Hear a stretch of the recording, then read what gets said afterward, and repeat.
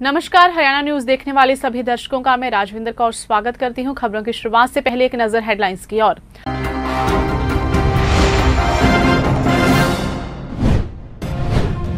मुख्यमंत्री मनोहर लाल खट्टर ने की प्रेस वार्ता, कहा विपक्ष ने केवल 1-2 बार ही सदन से वॉकआउट किया, विपक्ष ने सभी मुद्दों को ध्यान से सुना। दुष्यंत चौटाला है किसानों के सच्चे हितैषी, किसानों पर विपक्ष कर रहा है राजनीति, कहा अंतरम तंवर ने।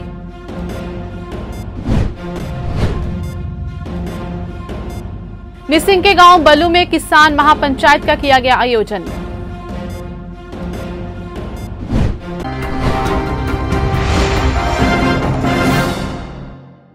खबरें विस्तार से।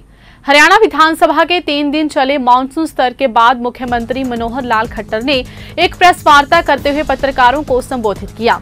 उन्होंने कहा कि इस बार के सत्र की अच्छी बात ये रही कि विपक्ष ने केवल 1-2 बार ही सदन से वॉकआउट किया, लेकिन फिर भी विपक्ष ने सभी मुद्दों को ध्यान से सुना है। चढ़ती कला टाइम टीवी हरियाणा के डायरेक्टर डॉक्टर के संधू ने भी सीएम खट्टर से पूछा कि क्या हरियाणा में गोरखधंधा शब्द की तरह रिफ्यूजी शब्द को भी प्रतिबंधित किया जाएगा। इस पर मुख्यमंत्री ने कहा कि ऐसी ही मांग एक सदस्य द्वारा सदन में भी उठाई गई है। उन्होंने कहा कि रिफ्यूजी शब्द का अर्थ शरण लेने वाला होता है, यानी इस शब्द को लेकर आपत्ति नहीं होनी चाहिए।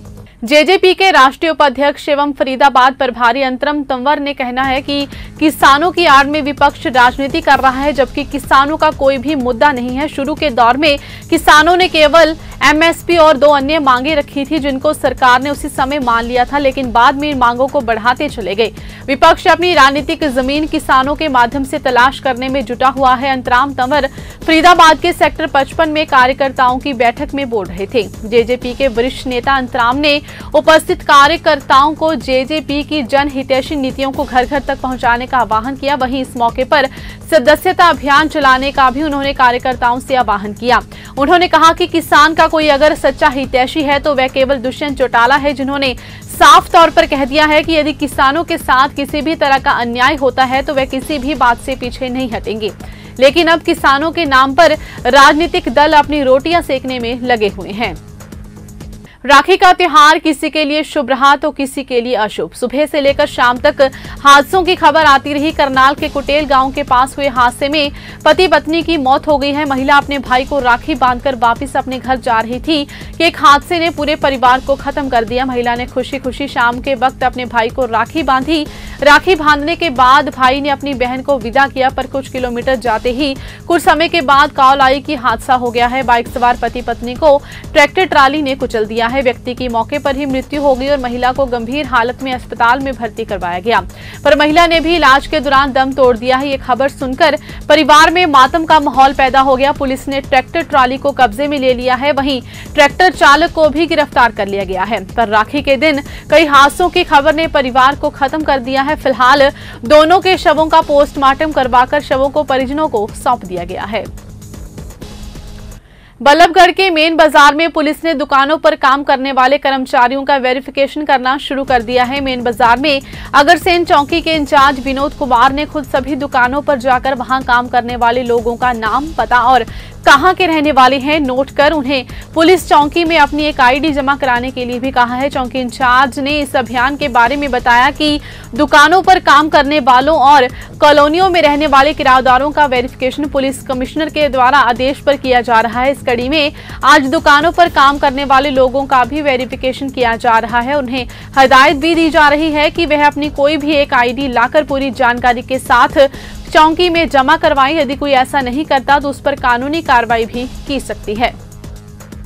यमुनानगर ससौली माजरी रविदास मंदिर में भारतीय मानव अधिकार मोर्चा की एक बैठक का आयोजन किया गया। बैठक में मोर्चा के राष्ट्रीय अध्यक्ष अक्षय कुमार मुनि जी, राष्ट्रीय उपाध्यक्ष विजय सिंघल, राष्ट्रीय चेयरमैन कश्मीरी लाल मुख्य रूप से उपस्थित रहे। मौके पर राष्ट्रीय अध्यक्ष द्वारा सदस्यों को फूल माला व पगड़ी पहनाकर सर्टिफिकेट देकर सम्मानित किया गया। इस मौके पर राष्ट्रीय अध्यक्ष अक्षय कुमार मुनि ने बताया कि भारतीय मानव अधिकार मोर्चा 2003 से कार्य कर रहा है और उनका मुख्य कार्य पीड़ितों को न्याय दिलाना है। मोर्चे का मकसद लोगों को मानव अधिकारों के बारे में जागरूक करना है। रादौर उपमंडल में रोजगार कार्यालय खुलने से बेरोजगार युवा इसका भरपूर लाभ उठा रहे हैं। जनवरी माह में खुले इस कार्यालय से अब तक 880 युवाओं ने रोजगार पाने के लिए पंजीकरण करवाया है, जिनमें से काफी संख्या में युवक सक्षम स्कीम के तहत विभिन्न विभागों में अपनी सेवाएं दे रहे हैं। रोजगार कार्यालय के सहायक राजकरण सैनी ने बताया कि इस वर्ष जनवरी माह में खुले इस कार्यालय से अब तक 880 युवाओं ने पंजीकरण करवाया है, जिनमें से 406 पुरुष व 474 महिलाएं हैं। रादौर हलके के यमुनानगर के क्षेत्र ताजेवाला में क्षेत्रीय किसान व ग्रामीणों ने खनन ब्लॉक की नीलामी रद्द करने की सरकार से गुहार लगाई है। ग्रामीणों ने प्रशासन को दिए लिखित पत्र में बताया है कि ताजेवाला में खनन ब्लॉक बनने से Hathnikund barrage, wild life sanctuary, national park, सिंचाई विभाग के अन्य प्रोजेक्ट और साथ ही लगते हाइडल विभाग के चल रहे विभिन्न प्रोजेक्टों को नुकसान हो सकता है।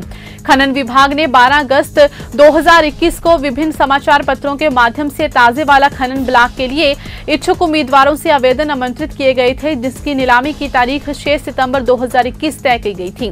इस ब्लॉक में पत्थर गरेवाल और सैंड की माइनिंग की जाएगी। वहीं इस बारे में खनन विभाग के एसडीओ धर्मपाल का कहना है कि ताजेवाला खनन ब्लॉक बनने से हथिनीकुंड बैराज और विभाग द्वारा सिंचाई के लिए तैयार किए गए ढांचे को बहुत अधिक नुकसान पहुंच सकता है।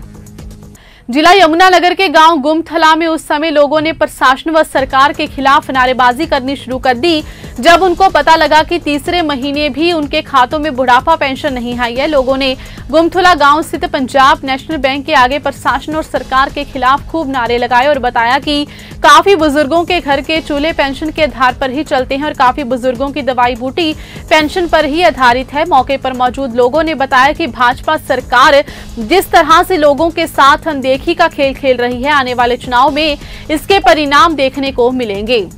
जिला यमुनानगर के गुमथला गांव के पास चल रही 16 नंबर रेत की खान पर आई एक टीम ने रेत के स्टाफ का निरीक्षण किया। निरीक्षण करने के लिए मौके पर मौजूद अधिकारियों ने ड्रोन का इस्तेमाल भी किया, लेकिन फिर भी शायद उनको समझ नहीं आया कि क्या कमी है या फिर क्या नहीं है। अधिकारी बताना नहीं चाहते थे कि रेत के स्टॉक में क्या कमी है।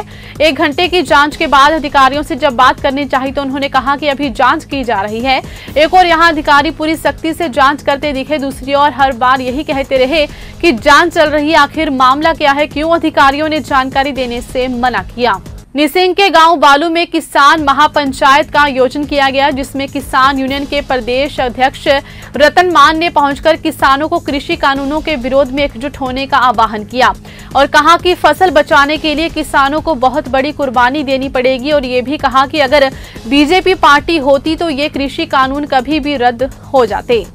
लंबित मांगों को लेकर नगर पालिका संघ हरियाणा के आह्वान पर करनाल नगर निगम में भी कल कर्मचारियों ने 2 दिवसीय भूख हड़ताल शुरू की थी। आज हड़ताल के दूसरे दिन भी कर्मचारी हड़ताल पर डटे रहे। भूख हड़ताल का एक दिन बीत जाने के बावजूद भी कोई सरकारी अधिकारी कर्मचारियों से बात करने नहीं पहुंचा। हड़ताल कर रहे कर्मचारियों ने कहा कि सरकार ने 23 अप्रैल और 17 अगस्त को उनकी जिन मांगों को मान लिया था, बाद में उन्हीं मांगों को लेकर सरकार ने उनके साथ वायदा खिलाफी की है। 2 दिन की हड़ताल के बाद आगामी 27 अगस्त को भी कर्मचारी एक दिन काम छोड़कर प्रदेश स्तर पर अपना विरोध जाहिर करेंगे। यही नहीं, मांगे नहीं माने जाने पर उन्होंने सरकार को एक बड़े आंदोलन की चुनौती भी दे दी है।